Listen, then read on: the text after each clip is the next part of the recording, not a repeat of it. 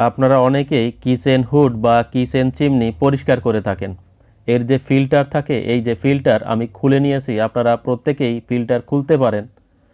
তো কিভাবে খুলতে হয় বা কিভাবে ফিটিং করতে হয় এটা আপনারা সবাই পারেন, এ কারণে আমি দেখাচ্ছি না। শুধুমাত্র এই যে ফিল্টার কিভাবে পরিষ্কার করবেন। তো ফিল্টারের এখানে দুটি পার্ট রয়েছে, স্ক্রু দিয়ে আটকানো থাকে। স্ক্রু খুলে পার্ট দুটি আলাদা করা যায়। তো আমি একটি কেমিক্যাল ব্যবহার করব যার নাম কস্টিক সোডা বা সোডিয়াম হাইড্রোঅক্সাইড, যার রাসায়নিক সংকেত NaOH।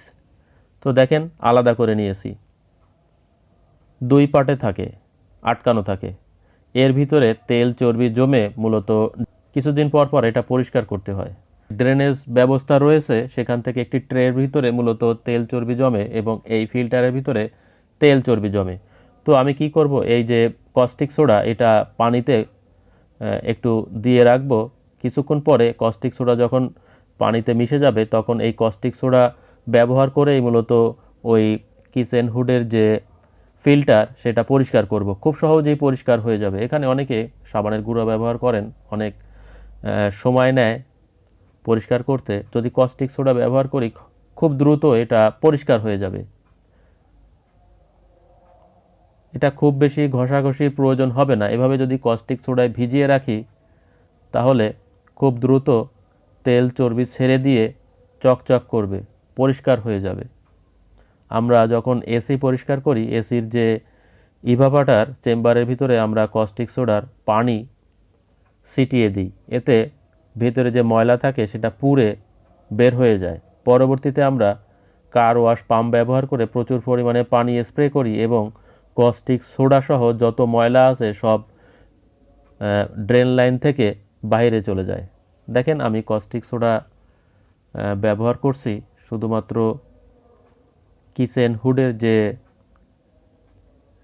ফিল্টার রয়েছে ওই ফিল্টার পরিষ্কার করার জন্য। এবং এই যে একটি ট্রে রয়েছে, এই ট্রে দেখেন কি অবস্থা, ভিতরে তেল চর্বি জমে রয়েছে, কালো হয়ে গেছে। কস্টিক সোডা দিয়ে ভিজিয়ে রেখেছি, একটু পরেই বিক্রিয়া শুরু হবে এবং খুব দ্রুত পরিষ্কার হয়ে যাবে। আপনারা দেখতে থাকুন। তো কিভাবে কিচেন চিমনি খুলতে হয়, লাগাতে হয় আপনারা সবাই জানেন, এই কারণে আমি দেখাচ্ছি না। এক একটা কিচেন চিমনির ফিল্টার খোলার সিস্টেম এক এক রকম হতে পারে মডেল ভেদে। শুধুমাত্র কিভাবে পরিষ্কার করতে হয় বা কি পদার্থ ব্যবহার করে পরিষ্কার করতে হয় সেটাই মূলত আজকের ভিডিওর বিষয়। দেখেন তেমন কিছু করার প্রয়োজনই হয়নি, যেহেতু আমি একাই এখানে পরিষ্কার করছি, এ কারণে আমি সম্পূর্ণ ভিডিও আপনাদের দেখাতে পারছি না। কস্টিক সোডায় ভিজিয়ে রেখে আমি হালকা ব্রাশ দিয়ে শুধুমাত্র ময়লাটা তুলে ফেলেছি, চকচক করছে। যদি সাবান ব্যবহার করতাম এভাবে পরিষ্কার হতো না এবং সেটা হওয়া সম্ভবও নয়।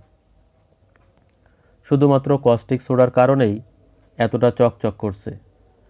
কস্টিক সোডা একটি দানাদার পদার্থ যেটা কেমিক্যালের দোকানে পাওয়া যায় এবং এটা খালি হাতে ধরলে চুলকায়। দেখেন এই যে কস্টিক সোডা দানাদার। তো এই কস্টিক সোডা মূলত আমরা বেসিনের ড্রেনেজ লাইন যদি জাম হয়ে যায় তাহলে কস্টিক সোডা ব্যবহার করে ড্রেনেজ লাইন আমরা পরিষ্কার করার চেষ্টা করি। তাছাড়া এসি পরিষ্কার করার কাজেও কস্টিক সোডা ব্যবহার করি। তো কিভাবে পরিষ্কার হয়েছে আপনারা দেখেন, লক্ষ্য করুন। একটু আগে এই ফিল্টারগুলি কতটা ময়লাযুক্ত ছিল আর এখন চকচক করছে।